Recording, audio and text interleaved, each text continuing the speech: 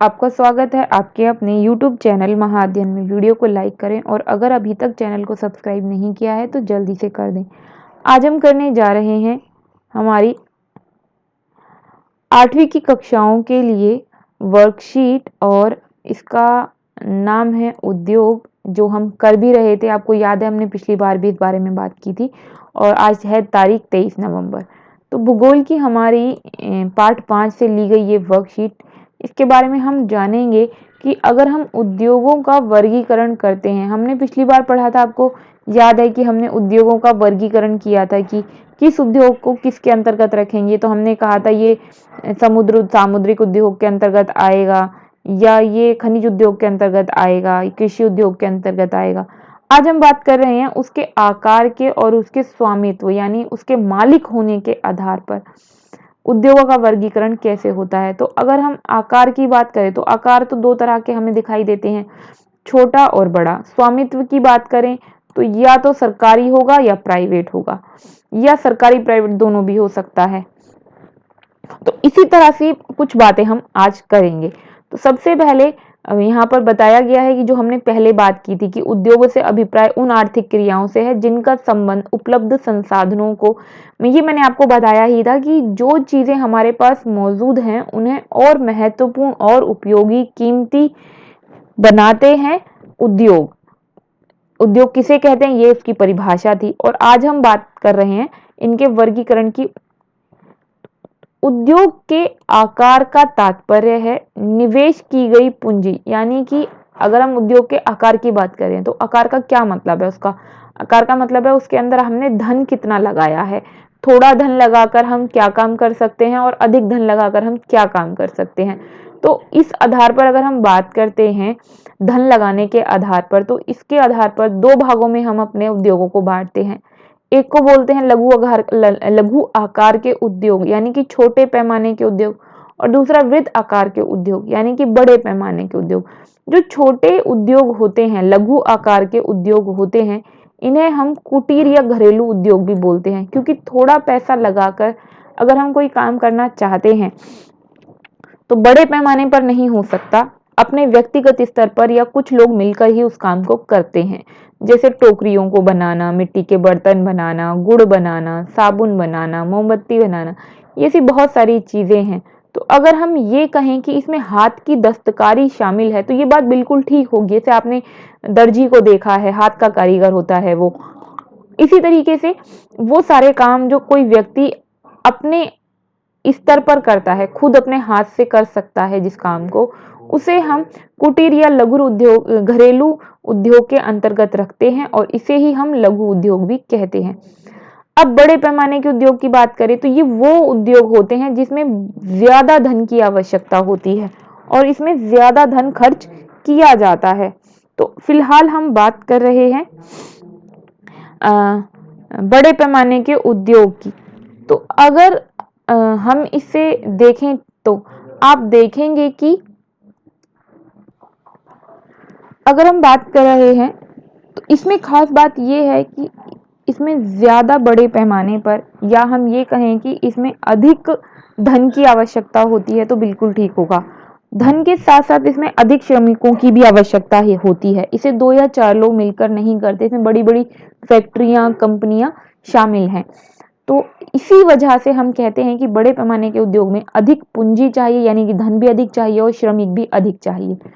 और क्योंकि ये बड़ी बड़ी कंपनियां होती हैं, बड़े बड़े उद्योग होते हैं, बड़े कारखाने होते हैं, इसलिए प्राय अक्सर इन्हें जहां सभी लोग रहते हैं, आवासीय क्षेत्र जो होते हैं, उनसे दूर बनाया जाता है या दूर रखा जाता है। तो अगर यहाँ पर एक सवाल आ जाए कि इन्हें दूर क्यों बनाया जाता है, तो इसकी बड़ी वजह यह है कि इनसे बड़ी मात्रा में धुआं या गंदा पानी, इस तरीके की चीजें निकलती हैं जो हमारे वातावरण के लिए हानिकारक होती हैं और लोगों को बड़े स्तर पर नुकसान पहुंचा सकते हैं। इसलिए इन्हें आवासीय क्षेत्रों से दूर बनाया जाता है ताकि लोग सुरक्षित रहें। अब हम बात कर रहे हैं स्वामित्व के आधार पर। तो आपको ये याद रखना है, आकार के आधार पर हमने 2 भाग पढ़े थे और स्वामित्व के आधार पर हम पढ़ने जा रहे हैं कुछ भाग, जिनमें है निजी क्षेत्र, सार्वजनिक क्षेत्र, संयुक्त क्षेत्र और सहकारी क्षेत्र। तो अब हमने ये 4 नाम जो पढ़े ये क्या हैं, इसे देखते हैं हम। अब निजी क्षेत्र का मतलब होता है, जिसे हम कहते हैं ना प्राइवेट, ये तो प्राइवेट कंपनी है, ये प्राइवेट है, ये किसी ने प्राइवेट, किसी का अपना प्राइवेट काम शुरू किया हुआ है, तो वही होता है निजी, जिस पर एक व्यक्ति का अपना हक होता है, अधिकार होता है। स्वामित्व और संचालन एक व्यक्ति या कुछ व्यक्तियों के द्वारा किया जाता है, मतलब इस पर सरकारी नियंत्रण नहीं होता। दूसरी बात करते हैं सार्वजनिक क्षेत्र की, जिसे हम गवर्नमेंट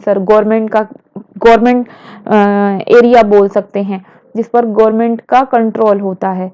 और इस तरह के जो उद्योग होते हैं उनका स्वामित्व संचालन सरकार के द्वारा होता है, जैसे मैं आपको बता दूं, सरकार चलाती है इन्हें। जैसे steel authority of India limited, ये गवर्नमेंट चलाती है। उसके बाद हम बात करें संयुक्त क्षेत्र की। अब ये क्या बात हो गई कि संयुक्त क्षेत्र हो गया तो मिल गए, तो मिलने का मतलब है इसमें कुछ लोग भी शामिल होते हैं और सरकार भी शामिल हो सकती है। और उद्योगों का स्वामित्व और संचालन राज्य और व्यक्तियों के समूह द्वारा होता है। तो एक तरीके से कहें तो ये आधी सरकारी और आधी प्राइवेट होती है। जैसे उदाहरण दिया हुआ है मारुति उद्योग लिमिटेड, तो गवर्नमेंट जो है वो हेल्प करती होती है ऐसे काम में, और गवर्नमेंट का भी उसमें शेयर होता है और कुछ व्यक्ति भी उसमें शामिल होते हैं और मिलकर इस तरह के क्षेत्रों को चलाते हैं। फिर बात आती है सहकारी क्षेत्र की। अब ये क्या है, ये आपने कई जगह पे पढ़ा भी होगा, सहकारी संस्था, सहकारी। तो सहकारी का क्या मतलब होता है? सहकारी का मतलब होता है जो भी उद्योग लगाया जाता है उसका स्वामित्व, या स्वामित्व का मतलब मालिक, उसका मालिक कौन होगा, तो उसके मालिक यानी कि स्वामित्व और संचालन, उसे चलाना, ये दोनों ही काम उनके पास होता है जिनके पास कच्चा माल हो। तो जिनके पास कच्चा माल है वही इसके उत्पादक भी हैं और श्रमिक भी हैं, मतलब वो खुद ही कच्चा माल भी बनाते हैं और जो सामान बेचना चाहते हैं उसे भी खुद ही बनाते हैं। अब वो खुद ही बना रहे हैं इसलिए वो श्रमिक भी हो गए, कच्चा माल भी उन्हीं के, वो खुद ही पैदा कर रहे हैं इसलिए वो उत्पादक भी हो गए। जैसे आनंद मिल्क यूनियन लिमिटेड, यानी कि बहुत सारे लोग मिलकर या कुछ लोग मिलकर उन्होंने दूध की लिमिटेड शुरू कर ली, और ये है आनंद मिल्क यूनियन लिमिटेड। अपने ही गाय भैंसों से दूध का उत्पादन करना और लोगों को उसमें शामिल करना और संस्था चलाना। तो ये थी सहकारी संस्था। अब देखते हैं हमने क्या सीखा। तो लघु उद्योग, लघु उद्योग वो उद्योग हैं जिनका आकार छोटा है, जिसमें धन का निवेश छोटे स्तर पर किया जाता है। कुटीर या घरेलू उद्योग होते हैं, इन्हें प्राय हम घर से भी इस काम को कर सकते हैं। उसके बाद संयुक्त क्षेत्र और सहकारी क्षेत्र में उद्योगों में अंतर बताना है, और वो रहा ये जो मैंने आपको यहाँ पर बताया है। अच्छा, यहाँ पर एक उदाहरण रह गया है, संयुक्त क्षेत्र और सहकारी क्षेत्र पूछे थे, यहाँ पर सिर्फ संयुक्त क्षेत्र की व्याख्या की गई है और सहकारी क्षेत्र की व्याख्या यहाँ पर गलती से रह गई है। तो आप क्या करेंगे, आप करेंगे ये कि यहाँ से सहकारी क्षेत्र की व्याख्या कर लेंगे। मतलब अब आप जो है अपने सेकंड क्वेश्चन का आंसर यहाँ से कीजिए, संयुक्त क्षेत्र की परिभाषा यहाँ से लिखिए और सहकारी क्षेत्र की परिभाषा यहाँ से लिखिए, और ये पूरा आंसर आप यहाँ से लिखेंगे। तो अब बढ़ते हैं आगे की तरफ। थर्ड क्वेश्चन में इन्होंने हमसे पूछा है घरेलू उद्योग से प्राप्त वस्तुओं की सूची बनाइए। तो कुछ सूची मैंने आपके लिए यहाँ बना दी है, कुछ वर्कशीट में दिए गए थे, कुछ मैंने और जोड़ दिए। रुई के गद्दे, कपड़े बनाना, सिलाई करना, राखी बनाना, मूर्तियां बनाना, माला बनाना, और बहुत सारे काम हैं जो आपने देखे होंगे लोग घर से करते हैं। वो सभी काम घरेलू उद्योग के अंतर्गत आते हैं। उसके बाद हमसे हमारी राय पूछी गई है, अपने विचार बताइए कि बड़े पैमाने के उद्योगों को घने आवासीय क्षेत्रों से दूर क्यों रखा जाता है। वो मैंने आपको बता दिया, वो इसलिए क्योंकि ये बड़े स्तर पर प्रदूषण का कारण होते हैं और प्रदूषण लोगों के लिए हानिकारक होता है, इसलिए इन्हें दूर रखा जाता है या दूर बनाया जाता है। तो ये थी आज की वर्कशीट। मैं उम्मीद करती हूँ आपको इससे आपका काम करने में भी मदद मिलेगी, साथ में आपको इससे आपका कॉन्सेप्ट भी समझ में आया होगा। तो इस तरह की और वीडियोस आपको मिलती रहें, इसके लिए वीडियो को लाइक और सब्सक्राइब जरूर कर दें।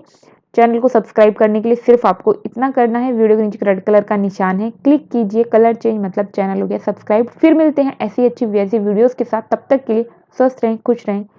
नमस्कार और धन्यवाद।